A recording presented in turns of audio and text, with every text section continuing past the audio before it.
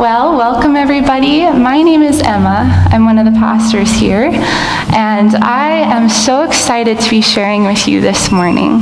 A little bit about me. I've been married to my husband Johan for just about 2 years now. We celebrate our anniversary on Tuesday of this week. Thank you.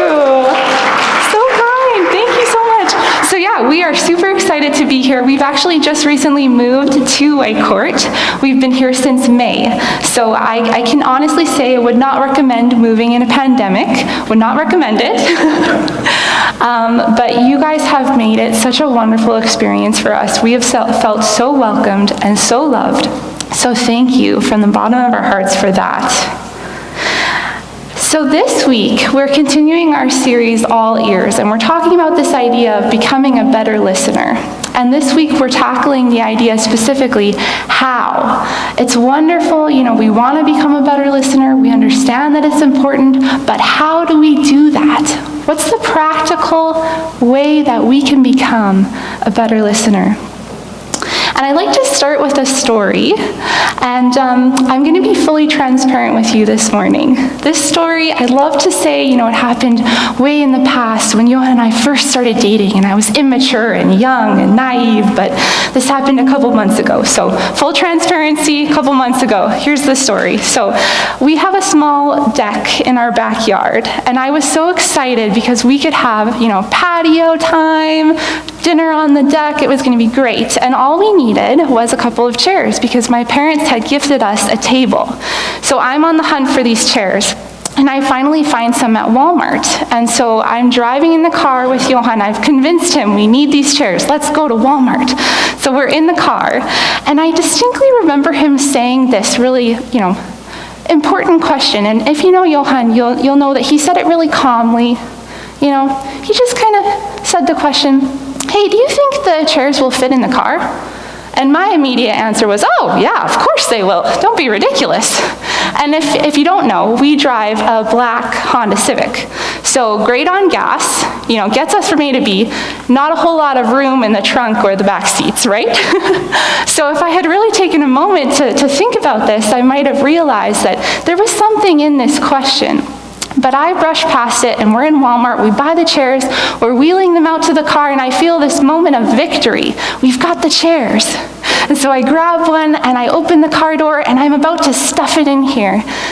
And there's one problem. It's not fitting. It's not fitting. So I turn it around and I think, maybe, front first. We'll go front first. And that's not working either. And so pretty soon I have the trunk open and I'm trying to bend the unbendable chairs and put them into the trunk. And Johan, again, in his calm and tender voice, comes up behind me and he says, "They're not going to fit." And I'm sweaty and frustrated, and I'm admitting defeat at this point. I'm admitting defeat. And so the end of the story is we ended up calling Pastor Dallas, who, effortlessly threw the chairs into the back of his, big SUV with no problems at all, and graciously drove them to our home for us. But, hindsight, they say, is 20/20, right? And it's easy for me to look back and say, well, I probably should have listened to Johan when he asked me that question. And I probably should have stopped and thought about the implications of what that could mean. But have you ever been in that kind of a situation where you're hearing what's being said, but you really haven't understood the meaning behind it? It's really easy for us to fall into that. And as I'm speaking today, I just want to remind you that if you're listening in person or online and you have any questions that you would like to ask, you are more than welcome to send us a private message on Facebook. You can do that, or you can email me, emma@whitecourt.church, and we can definitely answer any questions you might have. Or even if you just want to share a story with me about a similar experience you've had, that would make me feel much better. So thank you for doing that.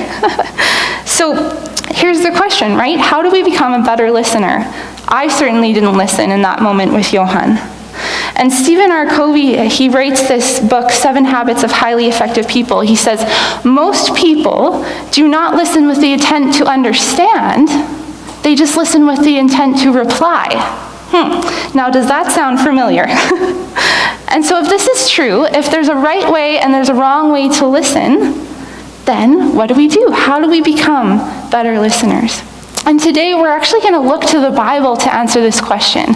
And if you're like me, you may have wondered in the past, why the Bible? Why not the latest podcast, 5 Ways to Get Your Spouse to Listen to You, or, the newest book on listening, 3 Easy Ways to Listen to Your Kids in 2020, right? Be a hip and happening parent. No, we're going to look to the Bible. We read and we trust the Bible because it stood the test of time. Again and again, it's been proven that if we understand what it's saying and we apply the principles, that will lead to a healthier and a better life overall. So today we're going to look at a book called Proverbs. And most of the Proverbs were written by Solomon. He was a king of Israel. And Solomon actually asked God to give him wisdom because he was in charge of ruling this kingdom. And he looked around at what he had to do and said, oh my goodness, I cannot do this on my own. I need God's wisdom. So he said, God, would you give me what I need to do what I have to do here?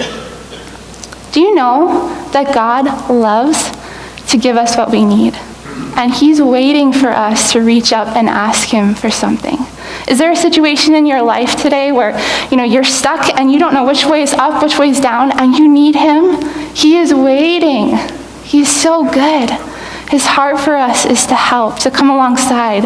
He wants to actually have a conversation with us about what's going on in our life. God is willing and he's waiting.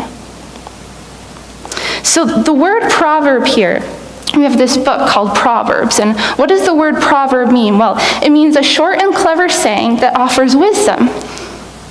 A short and clever saying that offers wisdom. So this book is called Proverbs because it's literally a collection of a whole bunch of proverbs. And before we dive into this book, we do need to understand the framework for it. And I'm going to call the framework, you may have heard of it before, it's called the fear of the Lord. And it's important that we understand this because it's going to give us a way to look at a lens through this book. Now, the fear of the Lord, it's not a literal fear. It's this understanding. Just like King Solomon realized, I'm not God. I need God's help. I need God to show me what's right from wrong. And so when we look at this book through that lens, we realize that we don't actually get to make the definitions of what's right and what's wrong. And we need to humble ourselves before God and embrace his ideas, even when it's inconvenient for us. And I understand in this day and age that's a hard pill to swallow, but it takes the pressure off of us as the reader, and it allows us to take a glimpse into this way of living that God's giving us that's going to help us and put us on the road to health and wholeness. So in other words, this book of Proverbs is not just a bunch of good advice, smart people do this, but it's actually God's invitation to us as we read it to learn how to live well and put good practices into action. So we're going to focus on 2 Proverbs today in chapter 18 that are listed one after another, and we're going to see that they're closely related. So Proverbs 18:12 to 13, let's read it. Here's the first one. Haughtiness goes before destruction. Humility precedes honor. Interesting. And here's the second one. Spouting off before listening to the facts is both shameful and foolish. That can come across a little harsh upon first glance, but let's take a minute to unpack what this is really saying. So first, what's haughtiness? That's not really a word that we use in our common language. What's haughtiness? It's that prideful feeling that kind of wells up inside of you that tells you that you're better than somebody else, that you should go first.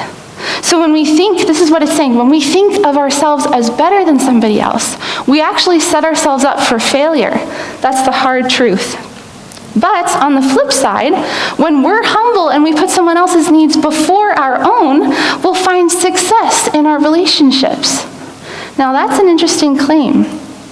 Have you ever been in a situation where you've overreacted to a friend or a family member? Before you've really understood what's being said, Well, that's exactly what this second proverb is warning us about. I see some husbands poking their wives and some wives poking their husbands. That's okay. No pressure here. We're all in this together. So this is what we're talking about here. This idea that the second proverb is talking about, that listening always has to come first. And we'll notice, again, I'm going to say it again, this proverb is very closely intertwined with the first one that we read. They come hand in hand. So this passage, these two proverbs together, what they're communicating to us today is that if we want to become better listeners, we actually have to become humble listeners. To be a better listener, we have to be a humble listener.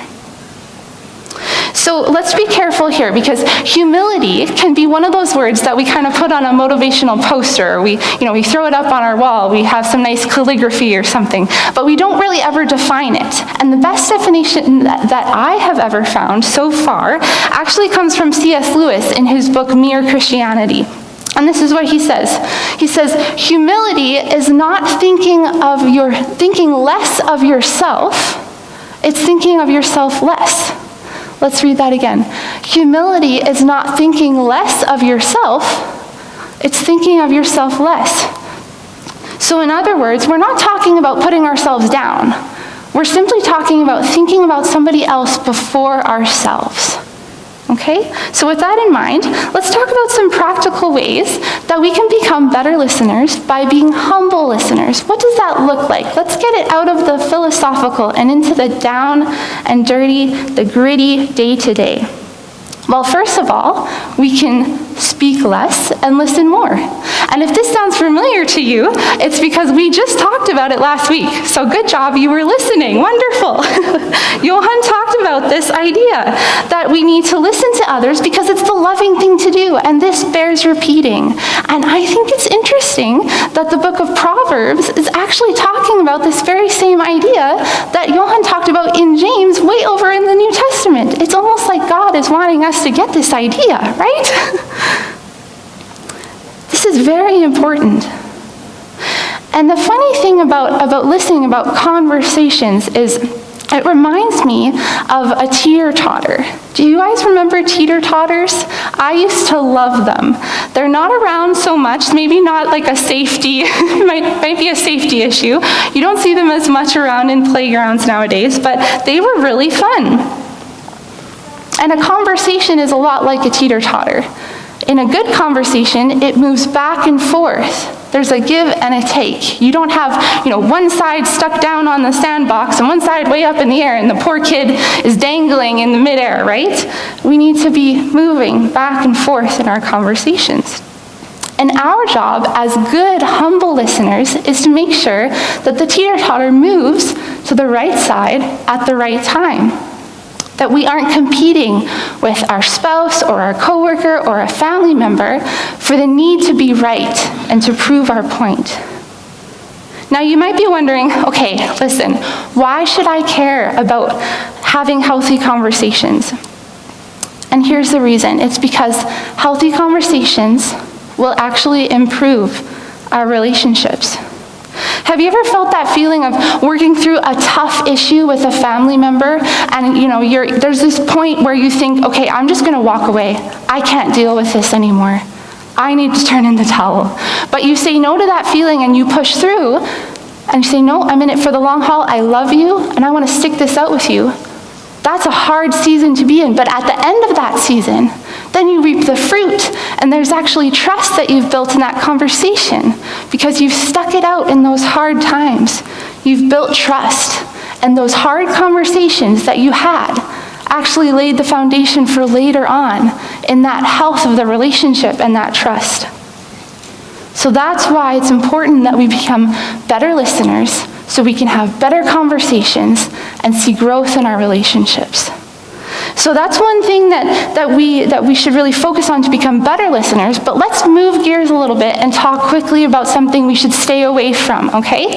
So something we can stay away from is a pitfall that we can find as we're journeying on the road to becoming a better listener. And what that is distractions.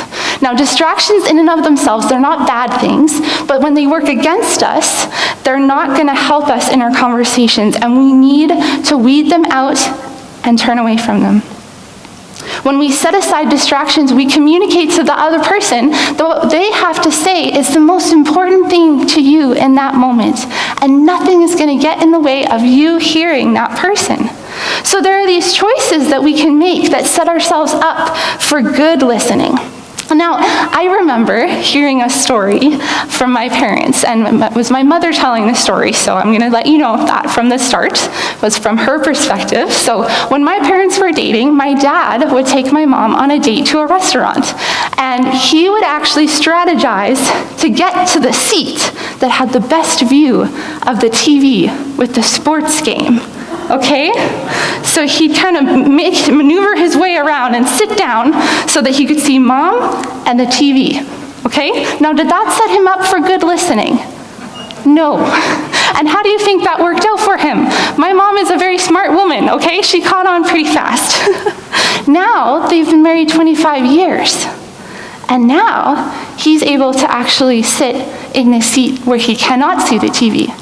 And you know what that shows my mom? That conversation they're having at dinner is the 100% most important thing in his life at that moment. And they have wonderful conversations.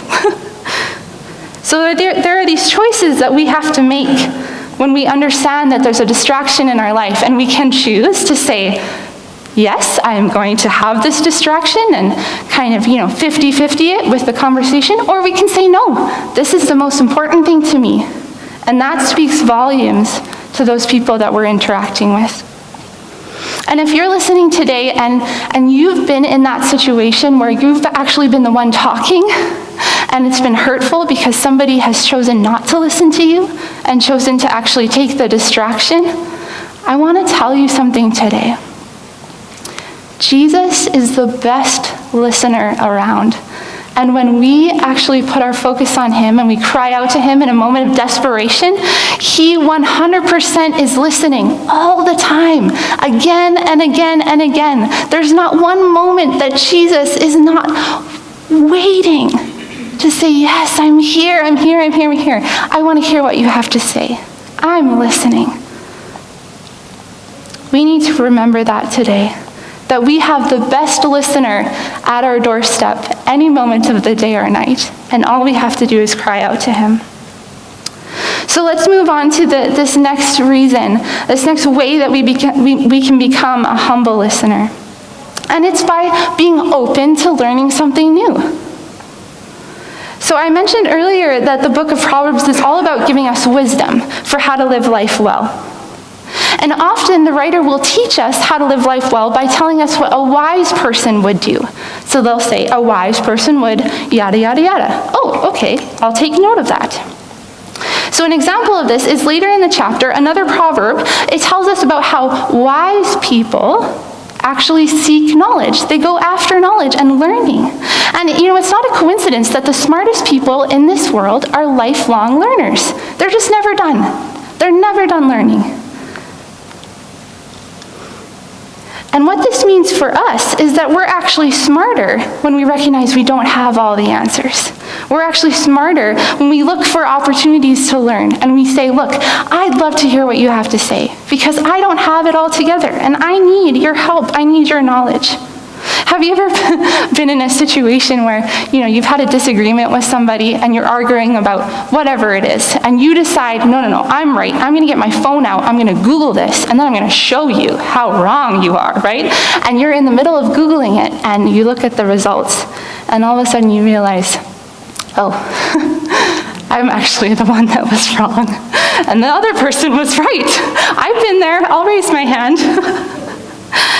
This is so important that we understand that being in a place of wanting to learn is really going to help us in the long haul. And we say, well, I'm not sure about that, but tell me a little bit more about your perspective. And let that person have some space to speak. That's going to make all the difference for us in our relationships. I know that when I've been in those scenarios, every single time, I wish that I could just go back and restart the conversation. It's So important to be open to learning something new. And the last strategy we're going to talk about today for becoming a humble listener is asking good questions. And this actually goes hand in hand with being a good listener, because to be a good listener, you have to ask good questions, right? So what is a good question? What makes a good question? And here's a simple answer. Stay away from yes or no questions. So imagine Johan and I have had a fight. We've had a big fight, we're duking it out, tensions are high, and something's happened, and he's off in the corner kind of crossing his arms like this and just staring at the wall. And I ask him this question, I say, honey, are you mad at me? That's not a good question, okay? Now here's a better question. A better question would be, what have I done or said to hurt you? Now that opens the door. That sets the stage for a better conversation. That gives him the chance to be authentic and real and say, look, this is what's happened. I'd like to talk about it with you. And another strategy we can use that comes after this is to have a follow-up question. It's really important because we want the conversation to keep going. We want that person to realize that they have more and more space to speak. I'm not a parent yet, but I remember being a kid. I used to love Mr. Dressup. Does anybody else remember Mr. Dressup? He was a wonderful, wonderful TV host. He hosted a kids program, and he made these great crafts. And I would make every craft that Mr. Dressup would make. So my poor parents, they had no recycling in the home because I would use all of it for my crafts. But I remember working on this craft all day, and I would be working on it and thinking about the moment that I could show it to one of my parents. And I'd bring it before my mom, and the feeling that I got when she looked at that craft and she said, oh my goodness, this is beautiful. How did you make this? This is amazing, and I would just swell up with this feeling of joy and happiness. But it made me feel even better when she kept asking me questions about it. How did you make this one part? Or what did you do with this? Or what kind of glue did you use? And all of a sudden I'm on cloud 9 for the whole day because my mom has shown me that she is truly interested in what I'm doing. I felt so loved. And that's why it's so important for us to work at being better listeners. Because when we grow closer to the people around us, we grow closer to them by listening. And when we choose to be humble listeners, everyone around us actually benefits from that choice. Humility, it's not an easy choice. And we understand that today. It's not always the easy choice, but it will improve our listening. And improving our listening will improve our relationships. That's the truth today. So, as I've been thinking about this whole idea of, being a humble listener, making that hard choice of humility, I came across this really intriguing story. And it's a story about some athletes who were competing in a championship track race, so they're runners. And they had been training, for months and months and months for this big race, and it's world championship, so you bring home the title to your company. It's a big deal. So I want to tell you this story today. So the race took place on a hot and humid evening in Qatar. The men, they stood with their toes on the starting line. Their adrenaline's pumping, and they're waiting for the gun to go off. So the race begins, and the men run towards the finish line. It's a sprint. It's a short race. So they're giving it all that they've got right from the beginning, okay? And suddenly, one of the runners, his name is Jonathan Busby, he slowed to a walk. He doubled over from a painful leg cramp. So he actually stopped running. Heartbroken. For a second, it looked like this runner was, everyone was going to leave him behind in the intensity of the race. The cameras moved away from him. The crowd cheered for the person in the lead. Everyone had kind of forgotten him. And then all of a sudden, fellow runner, Brema Dabo is his name, he did something really strange. He actually stopped running, turned around, and ran the other way. And he ran towards this man who had fallen over.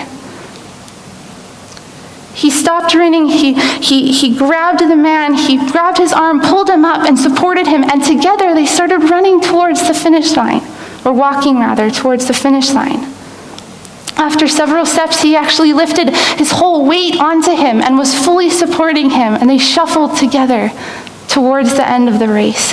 For 150 meters, this man supported Davo towards their final lap to finish the race. And at this point, everyone's starting to take notice. The crowd is actually erupting with joy at this display of sportsmanship, this incredible sacrifice that this man is making. And you know what was so intriguing to me was that at the end of the race, when everything was all over, the media reporter chased down Davo, and he's like, I have to know, why did you do that? How could you do that? And this is what he said. This is what Davo said. I just wanted to help the guy finish the race. I just wanted to see him cross that line. Wow. That's an incredible sacrifice. You know, I said before that humility isn't thinking less of yourself, but it's thinking of yourself less. And that's exactly what this man did. Instead of thinking of his own goal of winning the race, he put that all aside and went back for the man who had no hope of finishing and just needed a hand up. And the thing that gripped my heart about this story is that if Jesus had been running that race, that's exactly what he would have done. He would have stopped, laid it all aside, and went running back, sprinting back towards this man. Nothing would have stayed in his path towards getting to this guy. Jesus is our ultimate example of humility. That's the truth today. We don't have to figure it out on our own.